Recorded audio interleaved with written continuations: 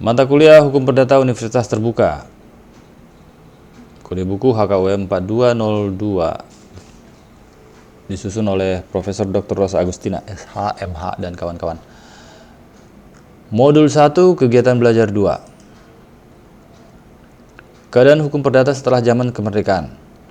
Berdasarkan pasal 2 aturan pemeliharaan yang menyebutkan semua peraturan yang ada hingga saat ini di Indonesia merdeka masih tetap berlaku selama belum diadakan yang baru menurut undang-undang ini. Ketentuan tersebut dipertegas lagi oleh Peraturan Pemerintah RI Nomor 2 tanggal 10 Oktober 1945 yang menyebutkan segala badan negara dan peraturan yang ada sampai berdirinya undang-undang masih tetap berlaku asal tidak bertentangan dengan undang-undang tersebut. Dengan demikian, setelah Indonesia merdeka, ketentuan hukum adat, hukum Islam, dan hukum perdata barat KUH Perdata Warisan Kolonial masih dinyatakan tetap berlaku sepanjang belum dicabut oleh ketentuan yang baru. Berkaitan dengan berlakunya ketentuan KUH Perdata sebagai hukum positif di Indonesia, para ahli hukum memberikan ketanggapannya sebagai berikut. Profesor Saharjo SH berpendapat, karena pembentukan KUH Perdata didasarkan pada alam pikiran penjajah yang diskriminatif, ia mengeluarkan gagasan untuk menurunkan KUH Perdata tidak lagi sebagai kitab undang-undang atau wetbook, tetapi hanyalah sebagai kumpulan hukum kebiasaan, rexbook.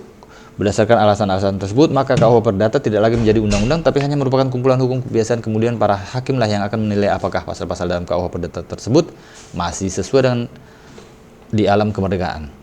Gagasan tersebut kemudian didukung oleh Ketua MA pada saat itu, Profesor Wiryono Projodikoro, dengan mengeluarkan surat edaran MA nomor 3 tahun 1963 yang ditujukan kepada semua pengadilan negeri dan pengadilan tinggi seluruh Indonesia. Sebagai konsekuensi gagasan tersebut, maka MA menganggap tidak lagi berlaku 8 buah pasal yang termuat dalam KUH Perdata. Pasal-pasal tersebut adalah sebagai berikut. A. Pasal 108 dan 110 KUH Perdata yang mengatur mengenai seorang perempuan bersuami atau istri tidak cakap melakukan perbuatan hukum dan maju dalam sidang pengadilan. B. Pasal 284 ayat 3 KUH Perdata dengan dihapuskannya pasal tersebut, maka pengakuan anak luar kawin oleh ayah tidak mengakibatkan putusnya hubungan perdata antara si anak dengan ibunya. C. Pasal 1238 KUH Perdata. Pasal ini menghapus ketentuan untuk menagih hutang harus didahului dengan penagihan tertulis atau somasi. Hal tersebut sesuai dengan ketentuan hukum adat. D. Pasal 1460 KUH Perdata. Dengan dihapuskannya ketentuan pasal ini, maka risiko atas musnahnya barang yang diperjanjikan untuk dijual tetap berada di tangan penjual. E. Pasal 1678 KUH Perdata. Dengan dihapuskannya ketentuan ini, maka orang menyewakan dapat menghentikan penggunaan barang yang disewakan dengan meminta persetujuan orang yang menyewakan. F. Pasal 1602X ayat 1 dan 2 mengenai perjanjian perburuhan. Pasal tersebut mengandung unsur diskriminatif antara orang Eropa dan orang Indonesia. G. Pasal 1682 yang menghapus ketentuan dalam penghibahan tidak perlu lagi dilakukan melalui perbuatan akta notaris karena notaris tidak dikenal dalam konsep hukum adat. 2. Profesor Mahari mendukung gagasan tersebut tetapi tidak secara utuh karena beliau berpendapat pasal-pasal KUH Perdata tidak berlaku sebagai kitab undang-undang dalam suatu ikatan kodifikasi. Tapi apabila berdiri sendiri-sendiri, tidak terikat dalam suatu sistem kodifikasi, pasal-pasal tersebut tetap sebagai undang-undang. 3. Dr. Matilda Sumampau, SH. Beliau tidak sependapat dengan pendapat Dr. Soeharjo dan Profesor Mahadi karena beliau tetap menghendaki adanya kepastian hukum apabila KUH Perdata dianggap sebagai kumpulan hukum kebiasaan. Maka akan terdapat batasan hukum yang akan menimbulkan membahayakan hukum. 4. Profesor Subekti beranggapan surat edaran MA nomor 3 tahun 1863 tidak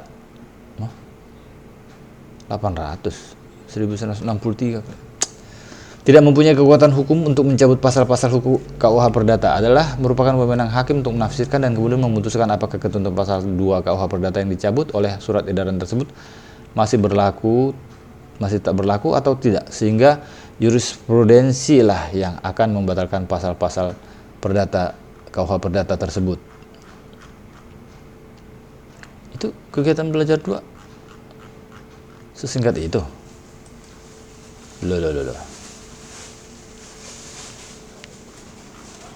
Rangkumannya juga pendek.